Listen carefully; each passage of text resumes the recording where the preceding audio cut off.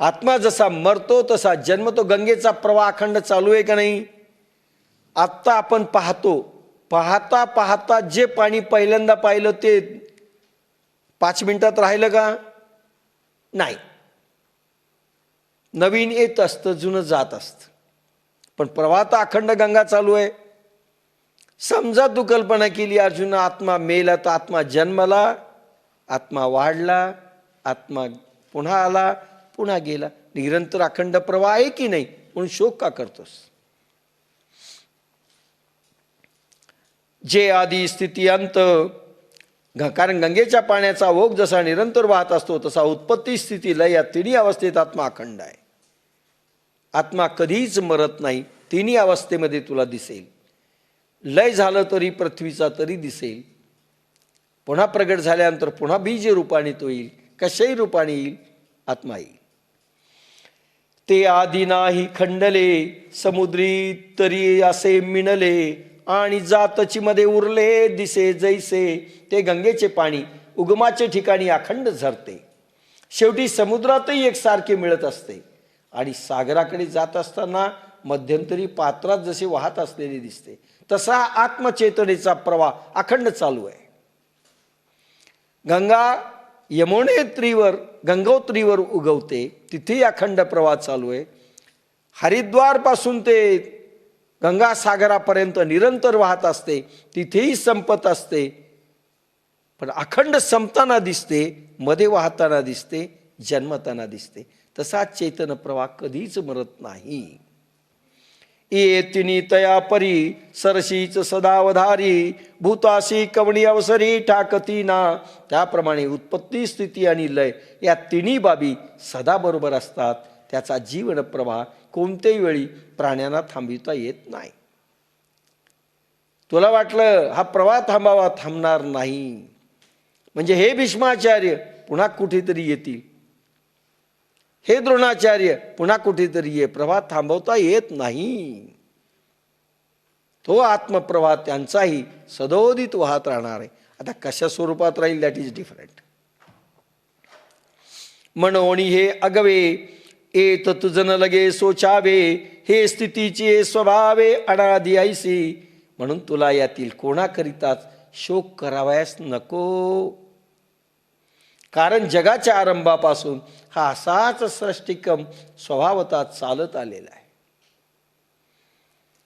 सृष्टीच्या आरंभापासून आजपर्यंत असा सृष्टीपॉईंट पुढे चालू राहणार आहे. उत्पत्ती स्थिती लय. कोणाविषयी रडू नकोस. जो जन्माला तो मरणार. म्हणजे मायावी याच्यात आत्मतत्व मात्र मरणार नाही. बाकीचं सडतं गळतं ते मरणार, झिजणार, सडणार, पुन्हा नवीन होणार. प्रवाह चालू राहणार. आत्मचेतना निरनिराळे शरीर धारण करते, प्रवाह चालतो. कोणालाही थांबवता येत नाही. सृष्टिक्रम स्वभावतः आहे ना. तरी हे अर्जुना नयेची तुझी या मना जे देखोणी लोकाधीन जन्मक्षया. हे तुझ्या मनाला पटत नसेल तर हा जीवलोक जन्म मृत्यू अधीन पाहून अर्धवट होई. तरी येत काही तुझ शोकाशी कारण नाही. हे जन्म मृत्यू पाही अपरिहर. तरी यातील कोणाविषयी तुला शोक करण्याचे कारण नाही. हे जन्म मृत्यू कोणी टाळू शकत नाही. हे तू पक्के समज. लास्ट आर्ग्युमेंट केली. तुला काही जरी सध्या पटत नसेल का अनुभव नाही, तरी एक सांगतो, एवढं तर लक्षात ठेव, जन्मही टाळू शकत नाही तर मृत्यू टाळू शकत नाही. आपण टाळू शकलो का? नाही बा, आम्हाला यायचं नव्हतं. फार रिक्वेस्ट केली. कोणी केली? कोणी केली? आपल्याला रिक्वेस्ट माहिती तरी होतं का जन्म होणार आहे? बरं, मरण होणार आहे माहिती आहे, पण कधी होणार आहे माहिती आहे का? काही माहिती नाही. टाळू शकत नाही. जन्मही टाळू शकत नाहीत, मृत्यू टाळू शकत नाही, अवस्था टाळू शकत नाही. एवढं तर पक्क समज. म्हणजे हे जे दिसणारे लोक आहेत सर्व मरणार, हे टाळू शकत नाहीत. तुला वाटतं मी टाळू शकतो हे युद्ध, हे राहतील, अशक्य आहे. लास्ट आर्ग्युमेंट 27वा श्लोक. जातस्य हि ध्रुवो मृत्यू ध्रुवम जन्म मृत्यस्य तस्माद परिहारेर्थे न त्वं शोचितुमर्हसि. कारण उत्पन्न झालेल्याला मृत्यू अटळ आहे आणि मेलेल्याला जन्म निश्चित आहे. यासाठी या न टाळता येणाऱ्या गोष्टीविषयी तू शोक करण्यास योग्य नाहीस. जन्मामागे मृत्यू ध्रुव, मृत्यू होता जन्म ध्रुव. निसर्ग हा अटळ आहे, शोक तुझा व्यर्थ होय. माऊलींचं निरूपण. उपजेते नाशे, नाशेल पुनरपि दिसे. हे घटिका यंत्र तैसे परिभ्रमेगा. उपजेते नाशे, जे उपजते ते नासेल.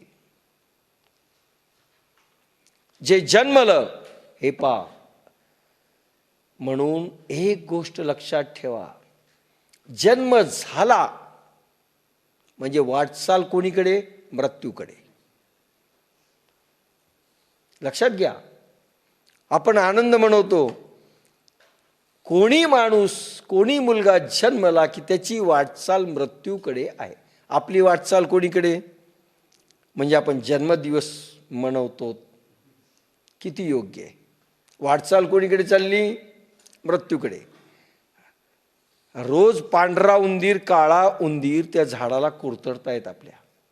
पांढरा म्हणजे दिवस, काळा उंदीर म्हणजे रात्र. रोज त्या फांदीला कुरतडतायत. एक सुंदर चित्र दाखवलंय अध्यात्माने. एक विहीर आहे, त्याच्यामध्ये एक साप आहे. विहीर कोरडी आहे. एक झाड आहे, माणसाचं चित्रण केलंय आणि वेदामधलं आहे. एक झाड आहे, त्या झाडाला फांदी आहे. फांदीला एक मोहोळ आहे, आग्या मोहोळ, माशा बसलेल्या. माणूस फांदीला लटकलेला आहे. लक्षात घ्या चित्र. आणि मोहळामधून मध पडतोय, एक एक काय थेंब. हा माणूस आ करून चाटतोय. खाली लटकलेला आहे बरं काय. खाली पडला तर काय? साप. आणि त्या झाडाला कुरतडतायत दोन उंदीर त्या फांदीला. एक आहे पांढरा, एक एक काळा. पांढरा म्हणजे दिवस आणि रात्र म्हणजे काळा उंदीर. रोज हा कुरतडतोय आणि फांदी कुरतडून हा कधी पडेल याचा नेम नाही, पण हा मध पडतोय ना, हा मस्त चाकतोय. आपली अशी अवस्था आहे. खाली काळ सर्प आहे. काळा आणि पांढरा उंदीर रोज कुरतडतायत, पण आपल्याला मध मिळतोय. मज्जा वाटायली इंद्रियाला, पुरणपोळ्या खाण्यात, पिक्चर पाहण्यात, पैसे कमावण्यात, झक मारण्यात पूर्ण मजा वाटते. ते मध पडतंय ना. पण अशी अवस्था आपली आहे माणसाची. हे ज्याला कळालं तो सुटला गा. कशाचा जन्मदिवस? मी तर साजराच करत नाही. अरे मला मृत्यू डे जवळ यायला आहे. ही फांदी कटत चालली, केव्हा पडेल याचा नेम नाही. पण मधामुळे आपल्याला दिसत नाही. मस्त मजा आहे, मध लागायला आहे. इंद्रिय उपभोगात रमलेली आहेत आणि रोज कटाव चाललेला आहे.